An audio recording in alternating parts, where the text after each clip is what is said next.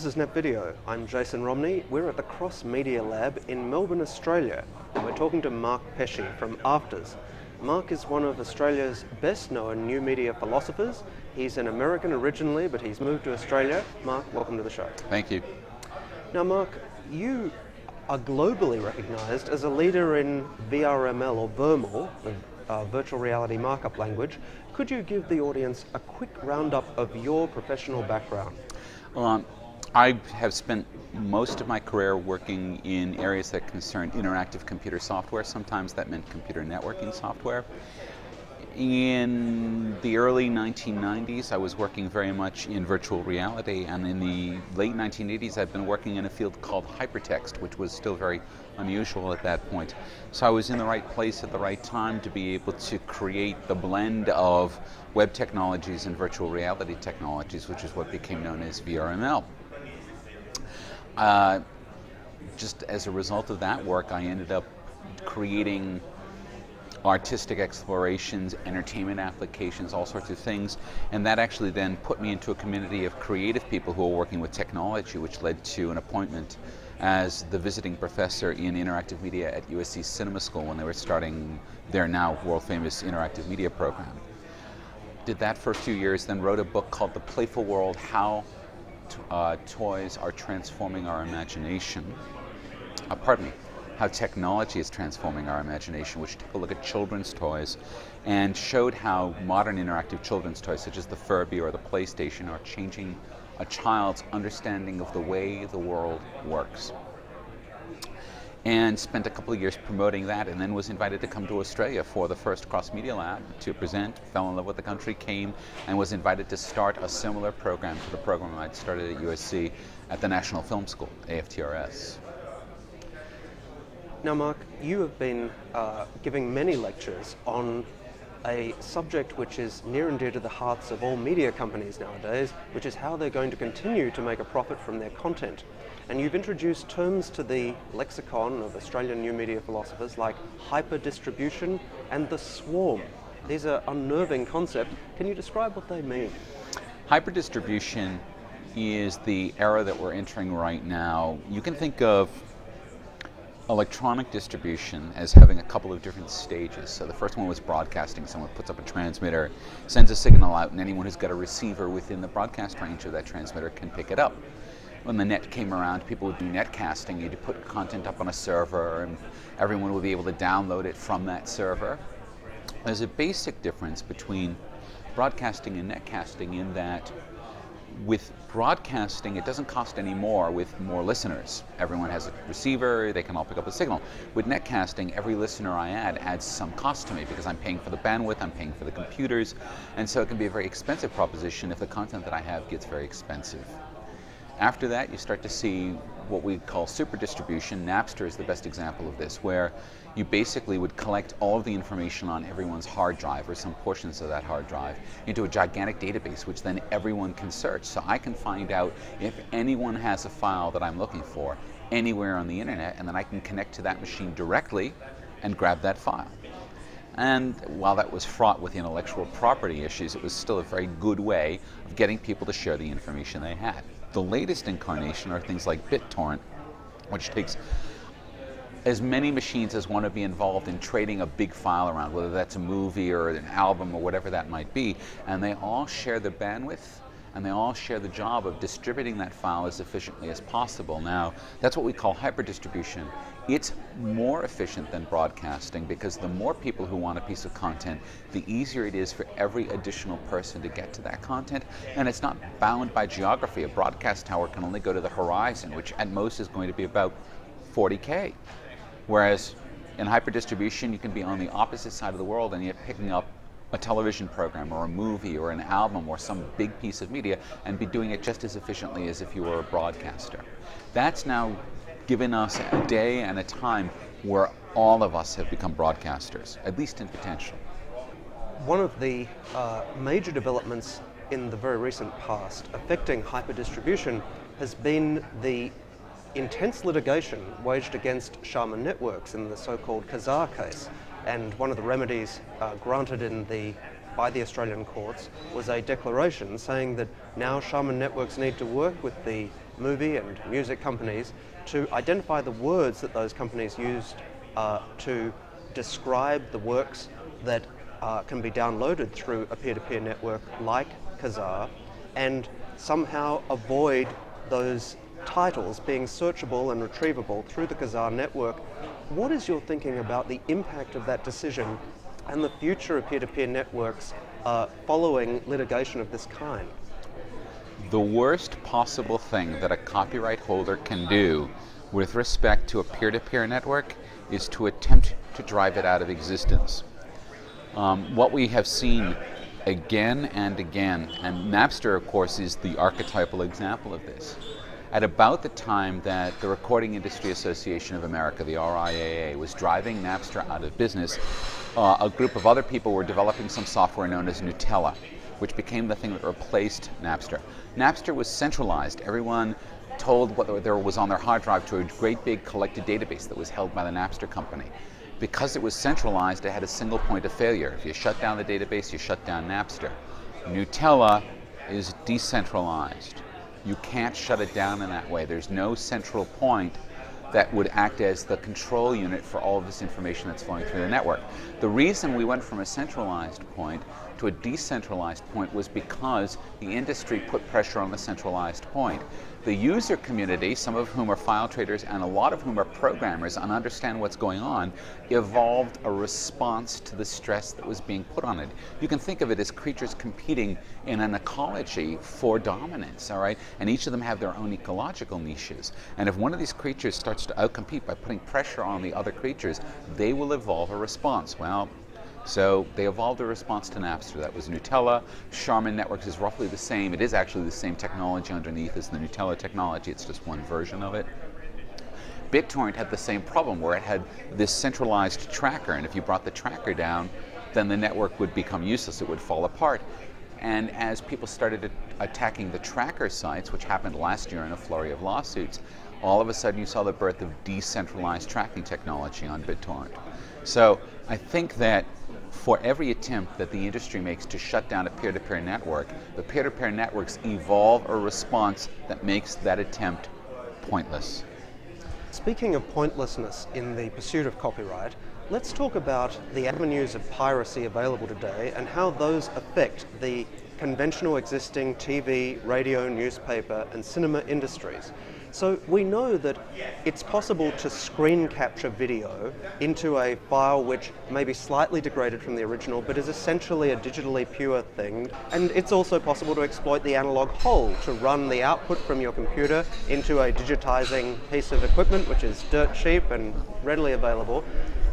If these practices continue to grow in their uptake at the exponential levels they are today, what is the future of copyright and how are screen producers going to be affected? Will they end up just roadkill on the superhighway? There are a lot of answers to this question because there are a lot of questions here. The one thing that the entertainment industry is actively engaged in doing now is taking all analog out of the equation. They have, I believe it's called HDMI, which is an interface that has digital rights management literally built into it so that there's no analog hole to tap between, say, your high definition DVD or your Xbox or whatever it might be and the television set that it's playing, actually the high definition display device that it's playing on. So they're doing everything they can to close that particular analog hole. Whether or not that's successful in the long run is anyone's guess. My feeling is, again, that the users who far outnumber the actual producers will invariably evolve a response to all of this. Okay, so that's one part of it. So at the technology level, the industry's trying to shut down the ability of the users to freely use the content. All right, and of course there's a whole host of philosophical issues there, and I would advise anyone who's watching this to go read Lawrence Lessig's Free Culture on the subject, because he's very eloquent about all of the arguments about why this is probably not the best thing either for the users or for the creatives. Now, there's a basic philosophy of mine that I've come to after really taking a long, hard look at media distribution. And it comes down to this very simple maxim. The more something is shared, the more valuable it becomes. All right? This is not the philosophy of media scarcity. You know why? Because we don't live in a world of media scarcity. We lived in a world of media scarcity as recently as, say, 15 or 20 years ago. We no longer live in a world of media scarcity because it is incredibly easy for people to share media with each other, in or out of copyright. And there's a danger here, which is that as copyright owners attempt to protect their copyrighted content and make it harder and harder for the user to share that experience, they drive the user away from that content. And the users are creative class. The users are constantly creating things and trading them among themselves. And so there's an overall trend which is only being accelerated by the adoption of anti-piracy technologies, which is driving the users to not only be the audience, but to be the creatives for that audience. Now, the professional creative class in media production poo-poos this. But then the professional creative class who created Britannica poo-poo Wikipedia. And Britannica is now roadkill, functionally, perhaps not practically, but they're functionally roadkill in the face of Wikipedia. The same thing's about to happen to the professional classes unless they come to understand that, in Tim O'Reilly's very beautiful words, the biggest threat to the artist is not piracy, it's obscurity. All right? If you're an artist, your most important job is to get your work out there. If your work becomes popular, you'll figure out how to make a living. Well, you're a dummy, and evolution will simply weed you out, I suppose. But if your work becomes enormously popular, making money from that popularity should not be an enormous intellectual leap. Okay, you won't be selling people bits. People don't buy bits anymore. They buy experiences. They get things that are authentic. That might be a t-shirt, because you can't download a t-shirt. It might be a concert. It might be some other form of experience. But in the 21st century, the marginal cost of entertainment as a pre-recorded medium has fallen to zero. So the only place that I can freely see where money comes from is authentic experience. Well, that in advertising, but advertising still hasn't sort of found its new role in this ecology. So let's assume for a moment that the initiatives to bring together software and hardware, such as those of NDS, News Digital Systems, to protect copyright more effectively, do achieve some traction in the global marketplace, notwithstanding that they're eminently capable of being bypassed. Right. How will the local media brands in a small country like, say, Australia, and I'm thinking of the Fairfaxes now, be able to maintain increasing profitability to please their shareholders in a world where the big brands like Google, Yahoo, News Limited, which is increasingly getting its act together, and even brands like the BBC. I disagree. Let's step back about News Limited, because this is the funny thing, having talked to now people inside of News Limited. News is not getting their act together. What happened apparently was no more complicated than this. Rupert saw Google's profit statement. It was that simple. All right. There is no deep thought. There is no master plan. This is a classic case of irrational exuberance. But he did bring in McKinsey to do a detailed analysis of what their strategy should be. Agreed, all right. But the actual sort of driving force behind it is really just blind corporate greed, which is not, I would argue, the same force that's driving Google.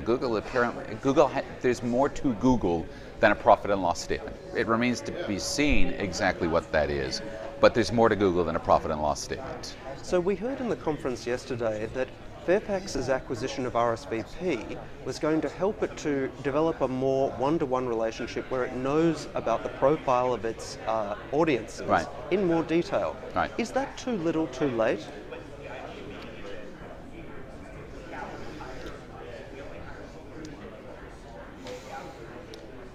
The social network, as practiced by RSVP, MySpace, whatever, is a fundamentally incorrect model for the following reason.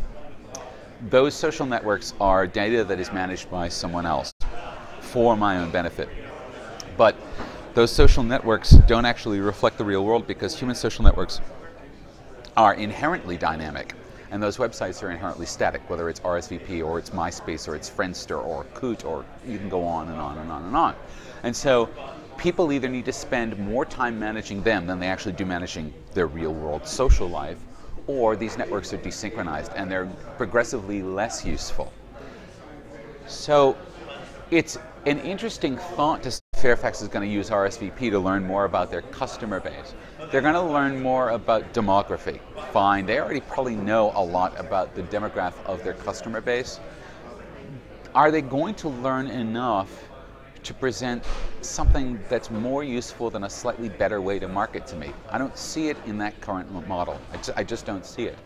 I think that where you're going to see the change is that individuals are going to start to, because they're going to be empowered, they're going to start to take control of their own data shadows. All right. Right now, all of us generate enormous financial data shadows through our passage through the world. So every credit card transaction in Australia, every EFTPOS transaction, coming from the United States, cashless transactions are credit cards, but we still use a lot of cash in America. You don't really use a lot of cash in Australia now. Which was one of the big sort of cultural switches when I came here, is that everyone uses EFTPOS for everything. And so I'm generating an enormous data shadow, just walking around Sydney on a given day, just using my normal EFTPOS card.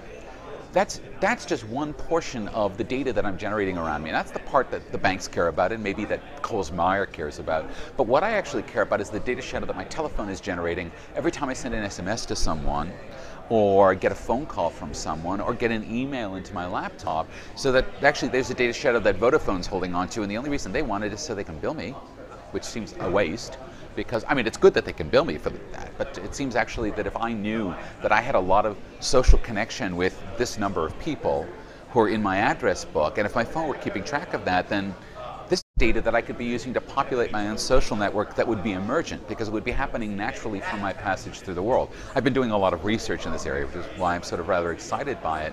But I mean, again, it's that idea of saying, well, RSVP, it's fine, it's a good way to meet people, but it's not even scratching the surface of what we're talking about. If I could somehow take the idea that I'm meeting people and embed that into a device that's always with me, so that that device is actively participating in that process every moment of the day, wherever I am in the world, all right, because my mobile, if I'm an Australian, my mobile is with me. In fact, my mobile's on my nightstand, right? That's the way it is. It gets recharged by the bed at night. So my mobile is with me 7/24, and that's not an uncommon thing. So if we take that as saying, okay, well, this is sort of the organizing device. What tasks am I going to do with that organizing device? Then RSVP isn't something that's out there.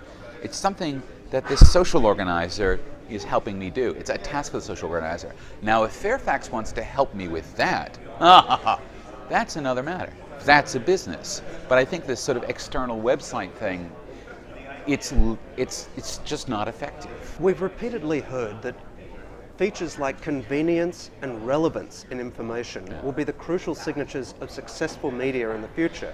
And one of the hallmarks of making that possible for people is a seamless internet protocol experience across devices and platforms of the kind that we'll get in the IPTV world, where there's identity management for billing and for personalization, and where your interface with the information, irrespective of the device you're using, is a seamless and easy one.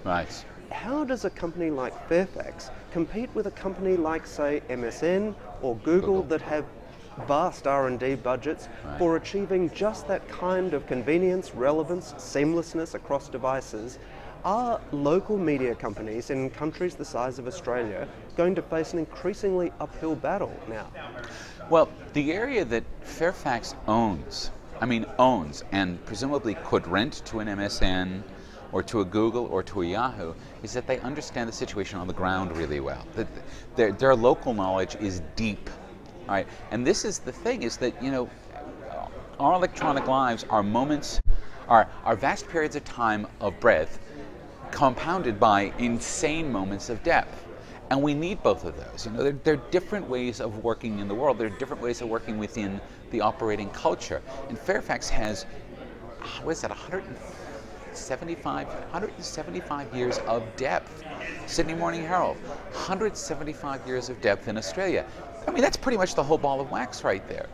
If they considered this as it's not so much about the ephemera of the daily paper, although that's important, but it's about the depth experience of Australia, about the people of Australia, about the history of Australia, about the regions of Australia, right? About the story of Australia.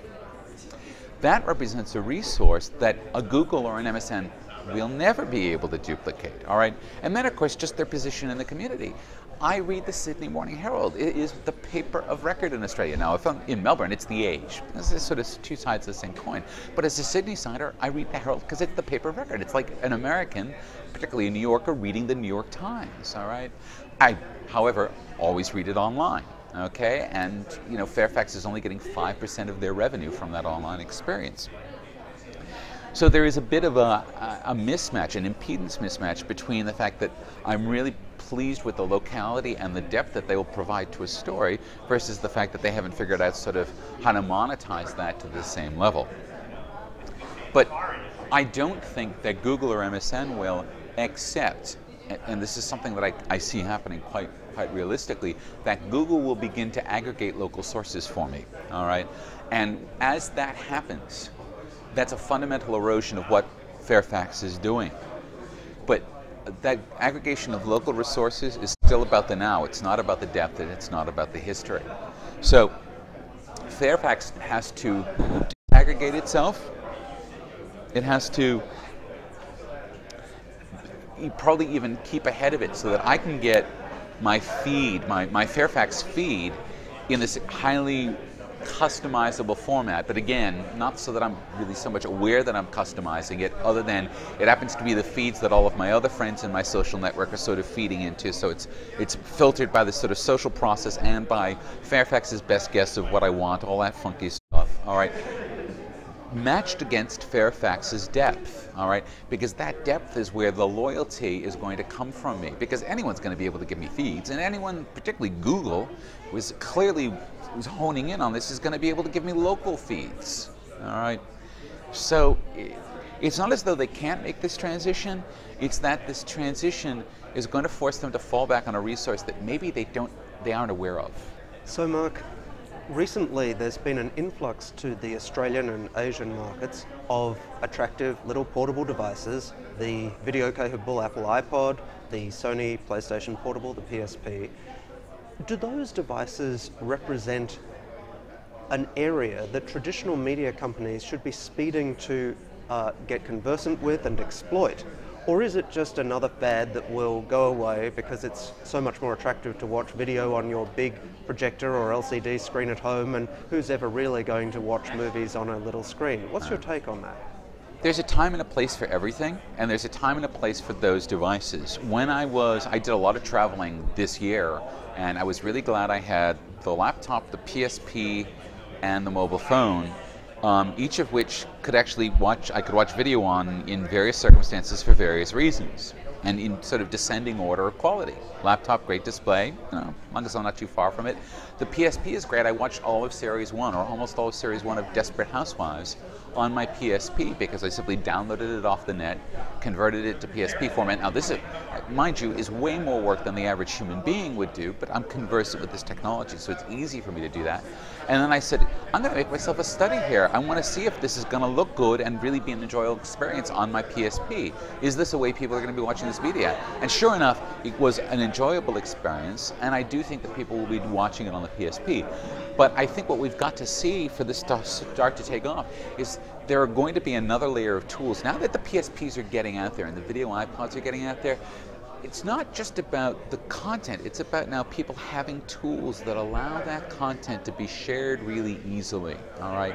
It's about me being able to create something and then just kicking it off to a particular email address or a particular website, which is Google Video some of the time now, or Yahoo Video, or something someone else does, and then all of a sudden everyone else can get it on their PSP, or maybe it's a feed, so it's just downloading to their PSP when they're in bed at night and they don't even think about it. Does the combination of these small mobile video-capable devices with peer-to-peer networks and the distribution that can now feed those devices with either pirated or paid-per-view little videos mean that we have a genuine level playing field in the world? Or is it the case that a rocket boom coming out of New York City, for example, is inevitably going to find it easier to achieve mass circulation than an equivalent here in Australia, perhaps the kind that we've heard coming out of the Cross Media Lab here in Melbourne? Yeah, this is a really offensive question to people who are deeply involved in marketing. All right. all things being equal in terms of distribution, which is where we are now, quality will out. If a rocket boom can consistently produce high quality product, they'll triumph. If an Animal Logic in Australia can consistently produce high quality content, or a Grundy, or whomever it might be here, then they will win out.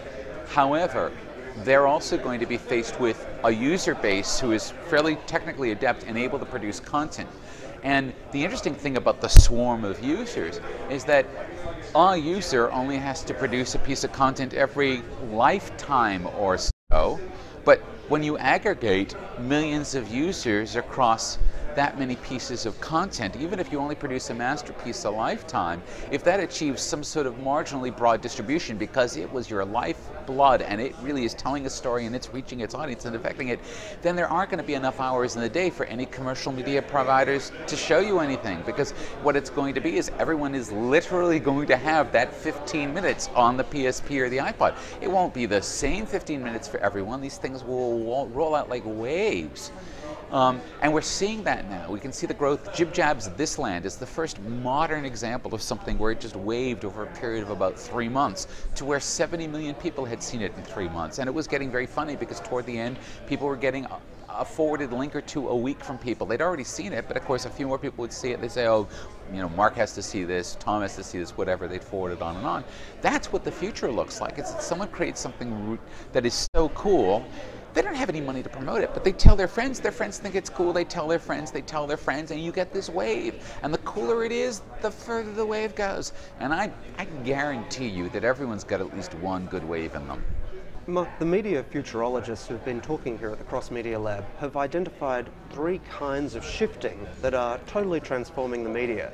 There's time shifting that we all know about now from digital video recorders and the like. Yep. There's media shifting that we've been talking about, where you can put the media onto new devices. Yep. But there's also this so-called place shifting of the kind that we've seen from Sling Media, where people who own that device are able to create the IP tunnel to their hotel wherever they are. What is the significance of this latest kind of shift? Yeah, right. The Sling's weird, all right? A Sling's like a really good idea that has no reason to exist.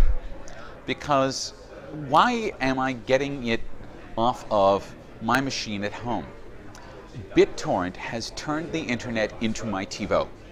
Anything that's broadcast anywhere in the world within, you know, some window, because it does age out. There is a curve of availability based on popularity and how long ago it was broadcast, all right? But essentially, in the English-speaking world, everything that's, you know, within a certain window is out there on BitTorrent for me to grab. So why do I need the Slingbox?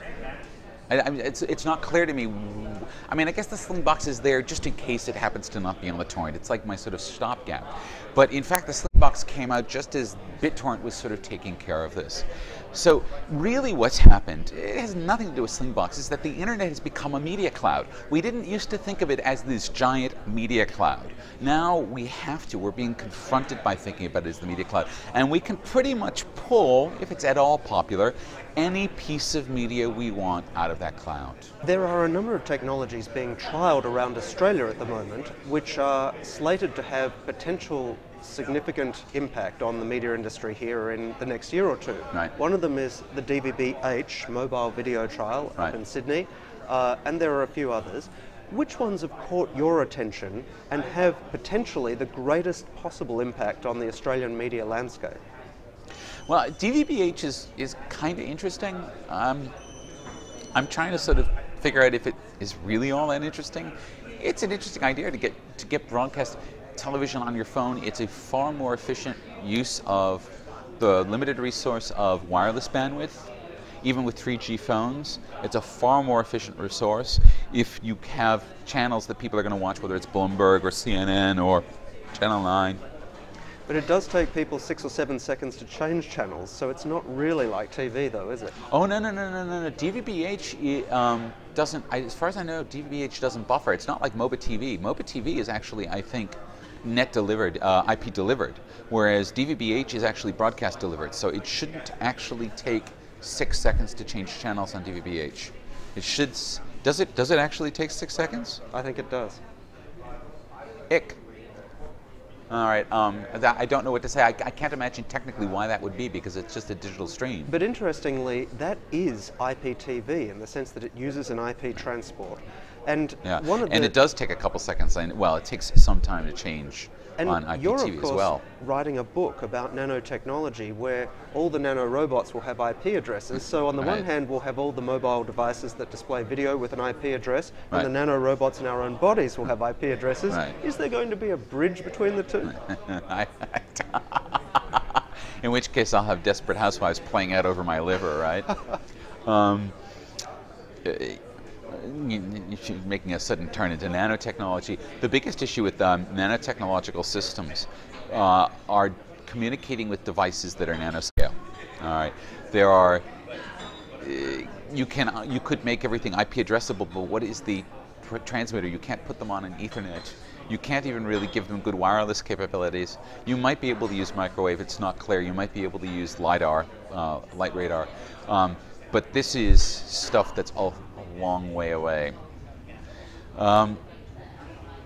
With respect to new technologies that are coming down the pipe in Australia, IPTV is something that is interesting in that it's not so much about what the broadcaster is going to be able to deliver. It's going to be about what the viewer is going to want to watch. And I think this is something that the incumbent telcos are subconsciously aware of, and that's one reason why IPTV hasn't really rolled out in Australia. Australians are so sick of having access to only 5 broadcast channels to start with, and being denied multi-channeling because the senator said, no, it's just not going to happen. Presumably with the collusion of the incumbent broadcasters in order to prevent diffusion of their markets. And no one wants cable because cable is just not a good value proposition in Australia. So Australians are just sort of bored with 5 channels, and yet bite for bite download more television than every other nation in the world. So it's clear that Australians want variety in their television programming, but they expect it to be flexibly delivered and flexibly available. And then until there is a solution that's offered in this country that meets those requirements, it's not going to be successful. And I think that the incumbent telcos are fully aware of this. And because they're aware of this, they understand that if they pop the bottle of the genie for IPTV, they're going to lose control of what it's used for. Of course, IPTV is predicated on the arrival of not only the ADSL2 connections that are helping a lot of Australians achieve vaguely globally comparable data transfer rates with their broadband now, but a whole new network which will be costing many billions of dollars to build and deliver dramatically higher speeds again. And when that happens, the value-added services that combine entertainment with things like video conferencing and so forth are going to dramatically change the playing field, aren't they? The sort of projects that you're seeing here at the Cross Media Lab, do you feel that they are being built in line with that environment that's about to open up for us, that super bandwidth era? I don't see any of these projects yet requiring super bandwidth, and in fact that's probably smart. In Australia, it's a bad gamble to gamble on bandwidth. It's one of the things that I've had to come to terms with about Australia, and it's got nothing to do with the desire in this country. It's got to do with an incumbent telco, which the state would love to be rid of, but would not love to be rid of the state. You know, to be put simply, and which has deformed the telecommunications market in this country in fundamental ways. So it would be great to have super bandwidth. It would be great to have applications that use super bandwidth. It would be a threat to incumbent broadcasters. It would be a threat to the incumbent telcos. It would be well, it'd be a threat to just about every media organization in this country, and Australia is stuck in a peculiar position because in order to maintain membership in the thoroughly westernized world, they have to have a highly networked infrastructure, and yet in order to do that, they'll lose their, as someone put it, third world status as a monopolist. So they're stuck between a rock and a hard place, and the broadband issue is driving that sticking harder than I think anything else that I'm aware of. There are a number of Australians holding onto their Telstra shares because they feel that IPTV might be one of the ways of driving shareholder value in the 21st century for Telstra. Should they be selling? Yeah, IPTV, as carried by an incumbent telco, basically means that they're going to stick Foxtel on broadband cable. So, okay, instead of 5 channels, you've got, what, 30 or whatever Foxtel has. But Foxtel Digital today is not IPTV. No, it's just a digitally encoded signal. But they're basically meaning you're still just going to have a menu of channels, and that menu of channels is limited, all right? It don't look nothing like that. The future looks nothing like that. It's a menu of a zillion programs which assemble themselves into a program stream based on all sorts of very sophisticated analysis of you. What do I like? What did my friends like? What did my friends tell me I needed to see? What did I miss that I knew I really wanted to see? And all of these systems, whether it's your laptop or your desktop, or the fact that your TV is going to have more brains in it than your laptop does now, they're going to sit and sort of have a discussion about what they think you're going to want to watch. And you're going to have a discussion with it, and your friends are going to have a discussion.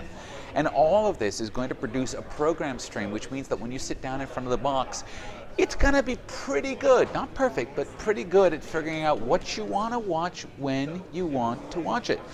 And none of that has anything to do with a television channel. I had an interesting moment a couple of months ago. I was back in America, and I was talking to one of my friends who's had a TiVo longer than anyone else I know.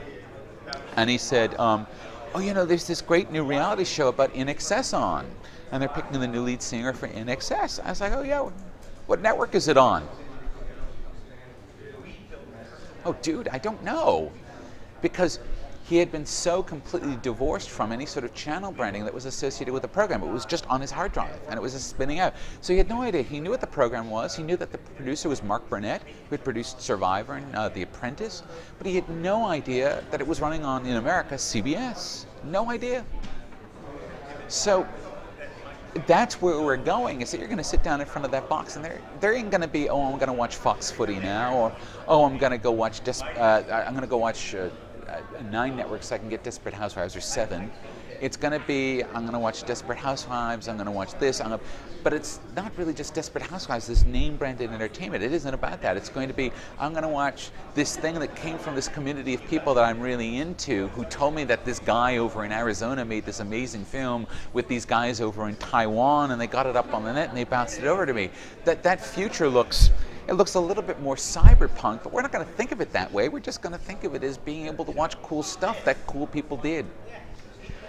In the late 90s, businesses became excited by the idea that the electronic program guide would be a valuable new piece of real estate that would generate revenues, as it did in reality for B-Sky B, initially at least. Where is the electronic program guide in the environment you've just described? Is it dead, or is there going to be a new gatekeeper emerging, someone who is occupying the strategic positions in the value chain that allow them to extract value, notwithstanding that the EPG seems to have dissolved back into itself and disappeared? Right. I got news for you. There is no gatekeeper anywhere, all right? The day of the gatekeeper is over. If people can't adjust to that fact, if they can't deal with the fact that the gatekeepers have gone, if they're going to huddle in their huts because the doors have gone away and they're afraid of the sunshine, well, I can't tell them anything else. There is no gatekeeper. There will, however, be electronic program guides, but the electronic program guide is going to be so thoroughly individuated based on a continuous data shadow of my entire media history that for me to talk about my EPG as having any common reference point to your EPG is almost meaningless. All right, the EPG is in a sense an exteriorized filtering function of your brain, of your being. That's what it is. That's what's evolving now. The TiVo is sort of the first very simple, but nonetheless not bad pass at that, all right? Getting a whole bunch of filtering going on to figure out sort of here's what you like, here's what you don't like. But the thing that TiVo doesn't do, which it needs to do immediately because it's so fracking simple, is it isn't watching what my friends like. All right? If my friends are watching the TiVo, they should be able to say, I really like this program, click a button, and then I know it. Because that actually does factor in. All right? And those are simple things. But as that starts to grow, it starts to become more useful. So it's not so much about the EPG, it's going to be about trying to find things, but one of our jobs in this future world is going to be finding, filtering, and forwarding things. That's one of our big jobs now. The better we are at finding, filtering, forwarding things to our friends, the higher our cool quotient, the closer we are with our posse. So in a sense, we're interiorizing the EPG, not just for ourselves, but for the social networks that we're part of. Mark, finally, coming back to the here and now, what is the value of the cross-media lab to the development community in Australia and all the other participants in your view? Oh, Cross Media Lab is just, it's a place that you can safely workshop your ideas and I think get just the both honest and very rich feedback drawn from the mentors' lessons in the real world, which means drawn from their own bumps and broken bones, about the strategies that will work for your project. And every project that comes into the lab is really different. I mean, I've been here, this is what, the 4th lab in Australia now? And every time we've done one, it's been radically different, and the projects have been radically different. And so you can't have a cookie cutter approach. It isn't about cookie cutters, it's about, hey, we're trying to do this cool thing. All right, let's see and we'll think about this. You know, I've been thinking about this and I saw someone do this or whatever. So really what you're asking, the projects are asking the mentors to do is just simply draw from their reservoir of experience. And that's mentorship in the true sense. Let me see what I can do. Let's sit down together and figure out how to make this as great as we can. Finally, if people want to find out more about you or contact you, what are the websites or email addresses they can use? Best place to find me on the web is playfulworld.com, playfulworld.com, and it's mark@playfulworld.com. Drop me a note. Mark Pesce from the Australian Film, TV and Radio School, thank you very much for coming on Net Video today. Thank you.